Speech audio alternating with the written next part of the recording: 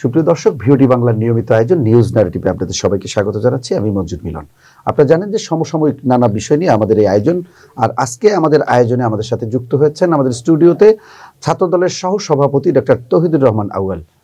আউয়াল ভাই, আপনাকে ভিওডি বাংলার স্টুডিওতে আবারও স্বাগত জানাচ্ছি। ধন্যবাদ আপনাকে। আমরা আলোচনায় চলে যেতে চাই।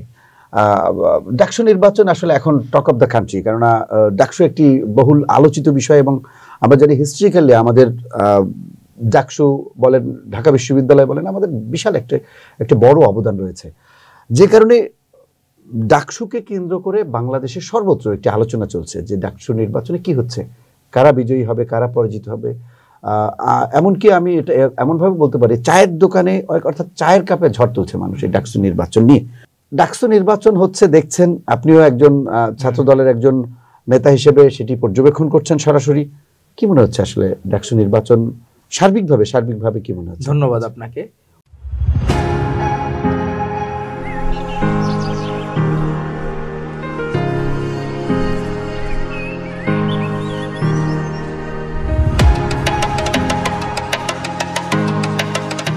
(1921) সাল থেকে ঢাকা বিশ্ববিদ্যালয় প্রতিষ্ঠা হওয়ার পর থেকে ছাত্র সংসদগুলো ছিল খুবই আলোচিত বিষয়।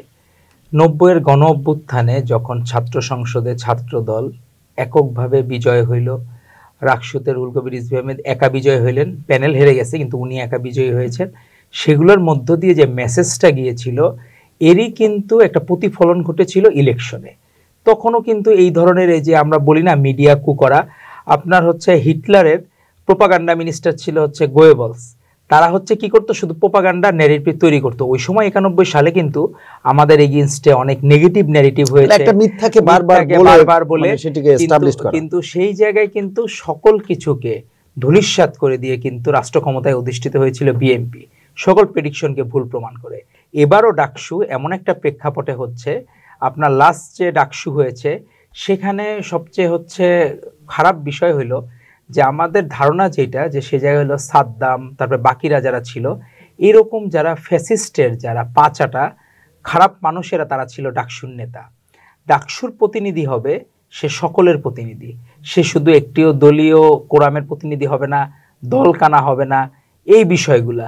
তো সেই জায়গা থেকে এবার যে প্যানেলটি দেওয়া হয়েছে ছাত্র দলের, এটি পুরোটাই হচ্ছে 24-এর গণ অভ্যুত্থানের যারা ভূমিকা রেখেছিলেন, 24-এর গণ অভ্যুত্থানের নায়কদের থেকেই কিন্তু এই প্যানেলটি দেওয়া হয়েছে। আপনি আমাদের ডাকসুতে আবিদের কথা বলেন যে ভিপি ক্যান্ডিডেট হচ্ছেন, প্লিজ কেউ কাউকে ছেড়ে যায় না, সেটি সারা বাংলাদেশের সকলের হৃদয়ে নাড়া দিয়েছে। জিএস হামিমের কথা বলেন, সে মেডি কমল এইডের মাধ্যমে সে কিন্তু আগে থেকে শিক্ষার্থীদের সাথে সামাজিক সেবামূলক কাজে কিন্তু আগে থেকেই সম্পৃক্ত। আমাদের এজিএস মায়েদের কথা বলেন, সে তার ছাত্র জীবনের 18-19 সেশনের, সে ছাত্র জীবনের শুরু থেকে সে ছাত্র লীগের বিরুদ্ধে রক্তচক্ষুকে উপেক্ষা করে সে রাজনীতি করে গেছে। আপনি বাকি আমাদের বলেন সাহিত্য সংস্কৃতি সম্পাদক হায়াতের কথা বলেন, আন্তর্জাতিক সম্পাদক পদে মেহেদি, যার কথাই আপনি বলেন, আমাদের বোন মেঘলার কথা বলেন, প্রত্যেকেই কিন্তু তার জায়গা থেকে সর্বোচ্চ ভূমিকা রেখেছে। তো এইবারের প্যানেলটা হচ্ছে কি, যে 24-এর গণ অভ্যুত্থানের নায়কদেরকেই নিয়ে এই প্যানেলটা করা। সাধারণ শিক্ষার্থীরা যে ধরনের ছাত্র সংসদ চান, সেই যোগ্য নেতারাই কিন্তু এই ছাত্র দলের প্যানেলে আছে। এবং আপনার সবচেয়ে মজার বিষয় হলো, বা সবচেয়ে বেশি ইন্টারেস্টিং বিষয় হলো, যে আমাদের এই প্যানেলটাতে যে ক্রিয়া সম্পাদক হচ্ছে চিম্মা চাকমা নামে যে ছেলেটা, সে ফার্স্ট ইয়ারে, কিন্তু সে দুর্দান্ত অ্যাথলেট, তাকে কিন্তু ওখান থেকে পিক করা হয়েছে। আর সবচেয়ে রাজনৈতিক উদারতার বিষয় হলো যে আমাদের যে বোন সানজিদা আহমেদ তন্নি, সেই বোনটি যে সম্পাদক পদে ইলেকশন করেছে, সে হচ্ছে আপনার ওই গত বছরের 15ই জুলাই তার রক্তাক্ত ছবি সারা বিশ্বের মানুষের হৃদয়ে নাড়া দিয়েছে, শুধু বাংলাদেশ না, পরবর্তী দিনে কিন্তু এমনকি তিনি মারা গেছেন এরকমও রিউমার ছড়িয়ে গেছিল এবং তাকে চিকিৎসা দেওয়া হয় নাই। সেটা নিয়ে উনি ওনার আফসোসের কথা, কষ্টের কথা এবার বলতেছিলেন যে সেই জায়গায়। তো এই জায়গায় এই আনসাং হিরো যাদেরকে আমরা খুঁজে ফিরতেছিলাম যে এরা কোথায় হারিয়ে গেল, এটি একটা বড় একটা মেসেজ। এবং তার সম্মানে ছাত্রদল কিন্তু কোনো ক্যান্ডিডেট দেয় নাই।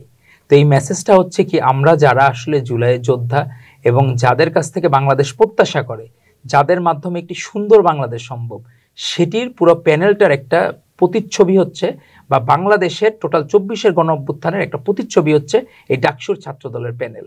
এবং এই প্যানেলটি ভালো ফলাফল করার বিষয়ে সকলে আশাবাদী, কিন্তু সমস্যা হচ্ছে কোন জায়গায়, যাদের শিক্ষার্থীদের সাথে সম্পর্ক কম বা গুপ্ত রাজনীতিতে লিপ্ত, তারা বিভিন্ন বট আইডি দিয়ে, আপনি ধরেন এই যে আমি আপনার সাথে কথা বলতেছি, সেখানেই দেখা যাবে যে কমেন্ট সেকশনে বট আইডি দিয়ে, ভুয়া দিয়ে, সব কিছু দিয়ে ধরেন একটা ম্যাসিভ অ্যাটাক। সেদিন দেখি কি চাঁদপুরের সৈনিক, কচুয়ার সৈনিক, অমুক জায়গার সৈনিক, পঞ্চগড়ের সৈনিক, ঠাকুরগাঁর সৈনিক, এগুলো দিয়ে আমাদেরকে এই বিভিন্ন বট আইডি দিয়ে অ্যাটাক করে। এগুলোর বাস্তব কোনো অস্তিত্ব নাই, কিন্তু ফ্রেমিংগুলা যেভাবে হচ্ছে ডাকসু ইলেকশনের সময়, আবার দেখলাম যে ইত্তেফাকের মতো বিভিন্ন ভালো ভালো পত্রিকাগুলাও তারা বিভিন্ন ইয়া করতেছে, যে ইয়েতে পোল খুলতেছে, যে পোলগুলাতে কার কি জনপ্রিয়তা বেশি। এখন যদি আমাদের ধরেন যারা কোনো কিছুই জানে না, ওখানে পোলে কারে ভোট দিবে না দিবে এটা কি জানে? এরা তো নাম সুন্দর দেখে ভোট দিবে, এরা তো ব্যক্তিকে হয়তো বা চিনেই না।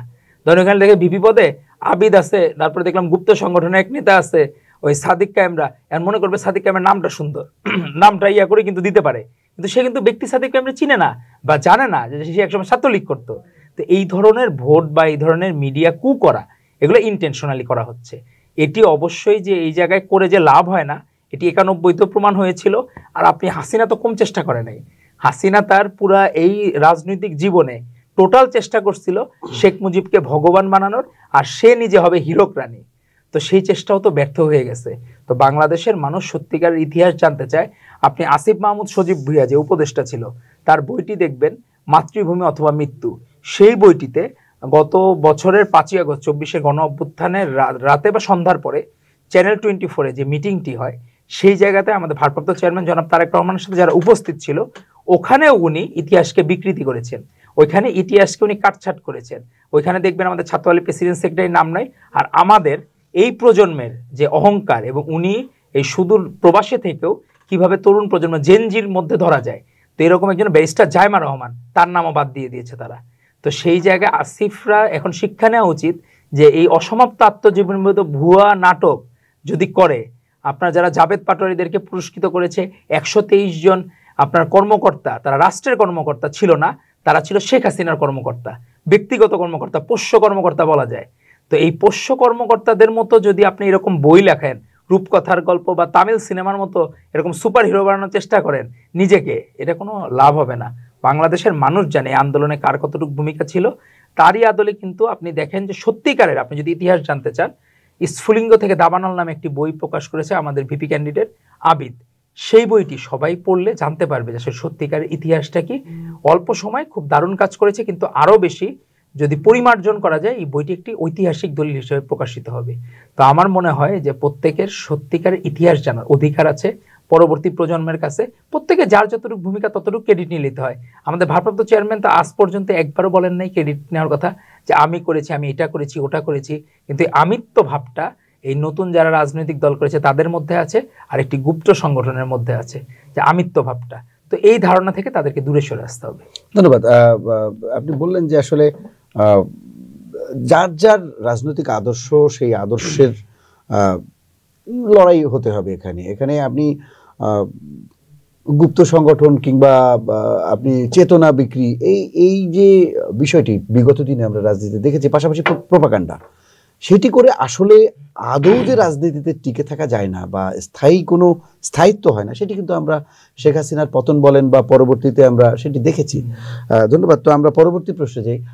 আমার প্রশ্ন হলো যে ডাকসু নির্বাচন কিন্তু এবার গতানুগতিক ধারার নয়, কেননা এইরকম প্রেক্ষাপট কিন্তু বিগত দিনে আমরা দেখিনি। স্বাধীনতার পরে আমরা দেখেছি যে সরকারি দলের বিরুদ্ধে লড়তে হয়েছে, সেখানে একটা বিশাল দানবকে প্রতিপক্ষ মেনে তারপর সবাইকে লড়তে হয়েছে ঐক্যবদ্ধ হয়ে। সেখানে দেখা গেছে যে প্রশাসন সরকারি দলের পক্ষে, সবকিছুই সরকারি দলের পক্ষে, কিন্তু সেখান থেকেও হয়তো ছাত্ররা ঐক্যবদ্ধ থেকে তাদের বিজয় ছিনিয়ে এনেছে। ওটা এক ধরনের চ্যালেঞ্জ, কিন্তু এখন কিন্তু সবার জন্য মাঠটি সমান। পাশাপাশি এবার কিন্তু লড়াইটা হচ্ছে কোনো দানবের বিরুদ্ধে না, এবার লড়াইটা হচ্ছে আদর্শের। সেই আদর্শের লড়াইয়ের জায়গায় চ্যানেলটা, এই যে চ্যালেঞ্জটা একটু ভিন্ন কিনা আপনার দৃষ্টিতে কি মনে হয়? চ্যালেঞ্জটা আসলে কি, আমরা সবসময় স্রোতের প্রতিকূলে রাজনীতি করেই বাংলাদেশ জাতীয়তাবাদী দল বাংলাদেশের মানুষের হৃদয় জয় করে নিয়েছে। আপনি দেখেন যে শহীদ রাষ্ট্রপতি জিয়াউর রহমান বীরুত্তম প্রথম যে ওনার ইলেকশনটা ছিল, ওইখানে উনি মাত্র 40% ভোট পাইছিলেন বাংলাদেশ জাতীয়তাবাদী বিএনপি। উনি একটুও কাউকে ফোর্স করেন নাই, কোনো কিছুই করেন নাই। তার বিপরীতে কিন্তু শেখ মুজিবের আমলে তার নিজের এগেইনস্টে যে ক্যান্ডিডেটটা একজন ডাক্তার ছিলেন, মনে হয় বরিশাল অঞ্চলের দিকে বাড়ি, সেই ক্যান্ডিডেটকে উনি গুম করে নিয়েছিলেন তারপরে ওইখানে তার পক্ষে যারা নমিনেশন কিনেছিল তাদেরকে পর্যন্ত গুমের হুমকি দিয়েছিলেন, পরিবারগুলোকে জিম্মি করে রেখেছিলেন। এইভাবে হাত পা বেঁধে সেখানে তার 90% ভোট কাস্ট করতে হয়েছে তার। কিন্তু কখনোই বিএনপি কোনোদিন ফোর্স করে নাই, কোনো কিছু করে নাই, মানুষের ভালোবাসাই তারা বিজয়ী হয়েছে। পরবর্তীতে আপনি দেখেন এই ডাকসুতে একটা ধরেন দ্বিতীয় পার্লামেন্ট বলা যায়, প্রথম পার্লামেন্ট যদি জাতীয় সংসদ হয়, দ্বিতীয় পার্লামেন্ট হচ্ছে ডাকসু। সেই ডাকসুতে আমাদের আদর্শিক যে রাজনীতি, বন্দুকের নলের মুখেও বাংলাদেশ জাতীয়তাবাদী ছাত্রদল বলেছে বাংলাদেশ জিন্দাবাদ, বাংলাদেশকে ভালোবেসেছে।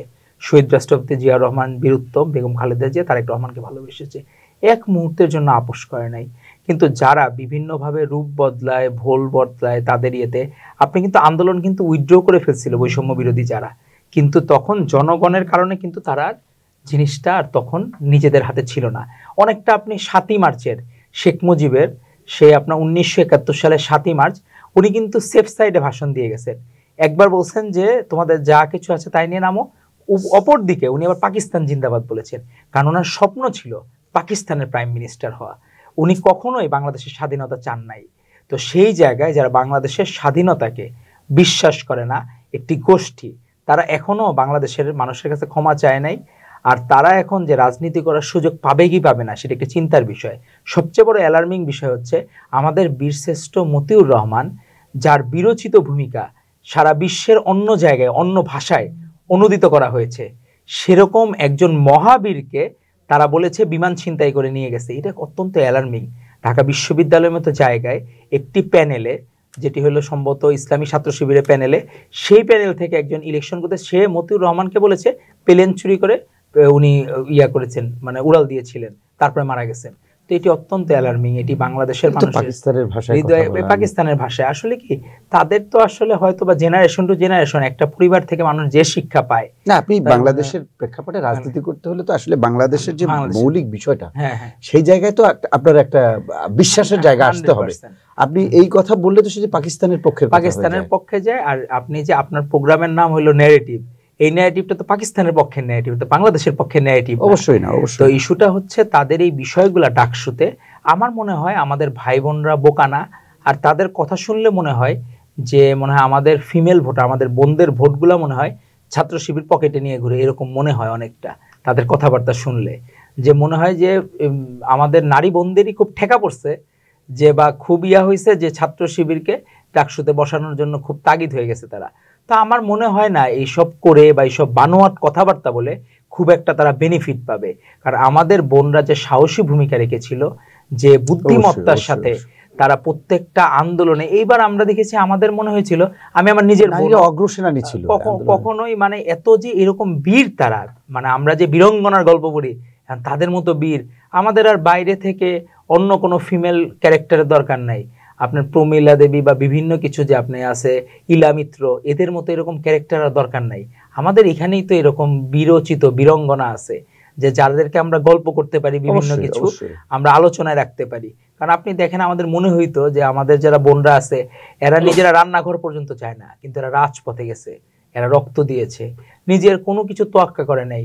এক বোন যে মারা গেছে আমাদের উত্তরায় বাসা মাইলস্টোন কলেজের শিক্ষার্থী, ওনার হচ্ছে কি যে সকালবেলা বাবা মার কাছ থেকে বিদায় নিয়ে এসেছে যে বাবা মা আমি যদি মরেও যাই তোমরা আমাকে তোমাদের পাশেই কবর দিও, এই কথা বলে সে চলে আসছে এবং ঠিকই মারা গেছে। এই যে বলিদান, এই বলিদান নিশ্চয়ই যারা গুপ্ত রাজনীতি করেছে বা যারা গুপ্তভাবে সংগঠন করতেছে তাদেরকে নিশ্চয়ই ক্ষমতার মসনদে বসানোর জন্য না। সে স্বপ্ন দেখেছে হাসিনাবিহীন বাংলাদেশ থাকবে, ফ্যাসিস্টবিহীন বাংলাদেশ থাকবে, যেখানে কেউ কারো উপর জুলুম করবে না। কখনো যাতে আর কোনো দিন হলে যাতে বড় ভাই তন্ত্র না থাকে, হলে যাতে মাফিয়া তন্ত্র না থাকে, মাগনা খাওয়ার রাজনীতি না থাকে, আর কেউ যদি পলিটিক্স না করতে চায় তাকে যাতে ফোর্স করে আর পলিটিক্স না করানো হয়।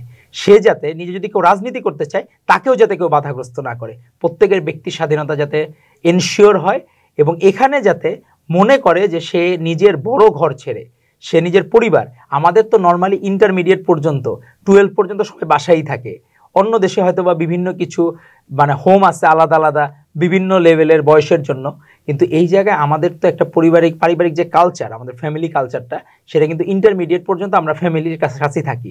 তারপরে এই অনার্সে এসে আমরা তখন নতুন একটা, অনেক সময় হয় যে আপনার ওই গোয়ালের গরু অনেক সময় ছেড়ে দিলে যেরকম হয় ফার্মের মুরগির মতো বিষয়টা, এই জায়গায় এসে যাতে সে মনে করে ঢাকা বিশ্ববিদ্যালয়ে যে সে তার নিজের ঘর থেকে একটি বড় ঘরে আসলো, সে যাতে নিরাপদ মনে করে, সে পরিবারে আসলো, রাতে ঘুমাতে গেলে তার যাতে মনে না হয় আবরার ফাহাদের মতো বুয়েটে যে মব সৃষ্টি করে আবরার ফাহাদের মতো দেশপ্রেমিককে হত্যা করা হয়েছে, এরকম যাতে মব আর কোনোদিন যাতে না হয়।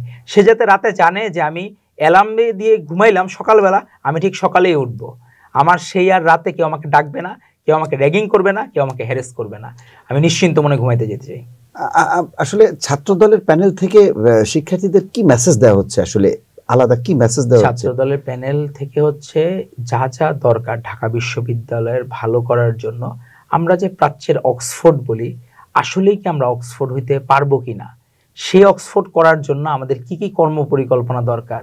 আপনি দেখেন খাবারের মান নিয়ে এত কথা হয়, আমাদের ডাকসুর ক্যান্ডিডেটরা, আমাদের ভাইয়েরা বোনেরা, এরা কিন্তু নিজেদের হলে যে তাদের সাথে সাধারণত খাবার খেয়েছে, তাদের কাছ থেকে মতামত নিয়েছে যে আপনারা কীরকম হলের ক্যান্টিনটা কিভাবে চলবে, আপনার লাইব্রেরি কেমন চান, আপনারা বাকি পরিবহন ব্যবস্থা কীরকম চান, আবাসনের জন্য আপনাদের কী কী সুযোগ সুবিধা লাগবে, এই বিষয়গুলো।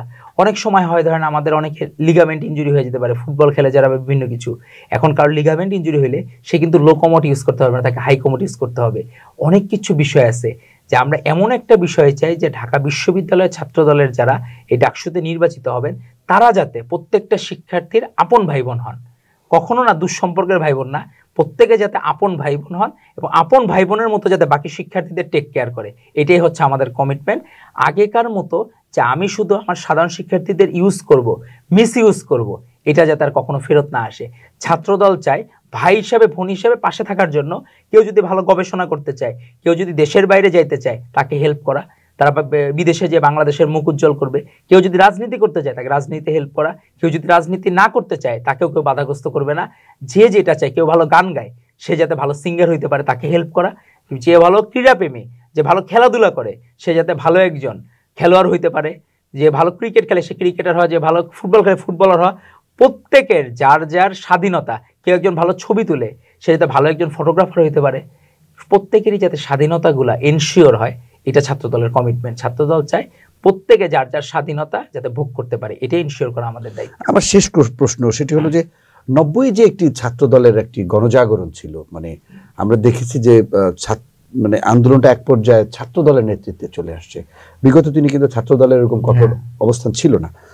নেতৃত্ব এবং আদর্শ এমন একটি বিষয় যে আদর্শ আপনাকে একটি ফ্লো তৈরি করে দেবে এবং সবাই সেই স্রোতে গা ভাসাবে। মানে এটি হলো বিষয় যেটি আমরা 90-তে দেখেছি। আমানুল্লাহ আমান, খায়রুল কবির খোকন, নাজিমউদ্দিন আলম, এদের নেতৃত্বে যে আন্দোলন হয়েছিল, পরবর্তীতে হাবিবুর রহমান হাবিব সেখানে এসে যুক্ত হয়েছেন ছাত্রলীগ থেকে পদত্যাগ করে। এগুলো হলো আদর্শ।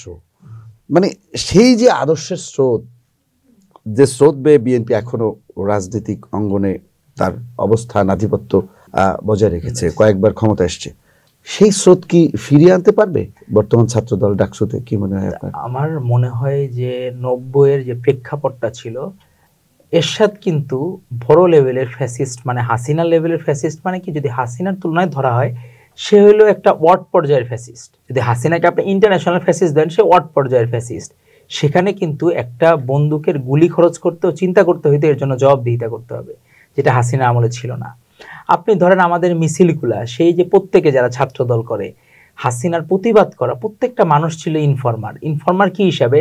সে সামান্য, এমনও দেখেছি আমরা, একটা দারোয়ান সে 500 টাকার লোভে সেই ইনফরমেশন দিয়ে দিত যে অমুকে ছাত্রদল করে। রাষ্ট্র এরকম একটা ধসের মুখে চলে গিয়েছিল যে শুধুমাত্র সেখানে হাসিনারকে হেল্প করতে হবে, আর কেউ কোনো কিছু, আমাদেরকে কেউ কোনো হেল্প করে নাই। আমরা স্রোতের প্রতিকূলে থেকে সবাই চেষ্টা করেছে নিজের গা বাঁচানোর জন্য, কিন্তু দেশপ্রেমিক ছিল কিন্তু এই ছাত্রদল নেতারাই। তারা এক মুহূর্তের জন্য আপোষ করে নাই।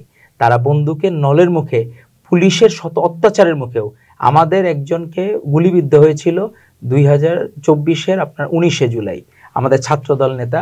ওকে যখন ঢাকা মেডিকেলে ভর্তি করানো হয় অনেক কষ্ট করে, অনেক কিছু সুপারিশ করে, তাকে বলা হয়েছিল যে তুই বল এখনই যে তোকে তারেক রহমান নির্দেশ দিছে, তোকে বাকিরা নির্দেশ দিছে, তুই এই নামগুলা বলবি, তোর আমরা চিকিৎসার ব্যবস্থা করব, সবই করে দেব। কিন্তু এই ছেলে আপোষ করে নাই। তার এই মোবাইলটা চেক করে, তার এই মোবাইলটা ফেলে, যে বিভিন্নভাবে এটা নিয়েও একটা ধরেন আপনি এসকেপ স্টোরি, মানে একটা ওই যে হলিউডে বিভিন্ন এসকেপ স্টোরি করে না, এরকম একটা স্টোরি করা সম্ভব। তো এরকম পরিস্থিতিতেও কিন্তু ছাত্রদল দমে যায় না, হারিয়ে যায় নাই।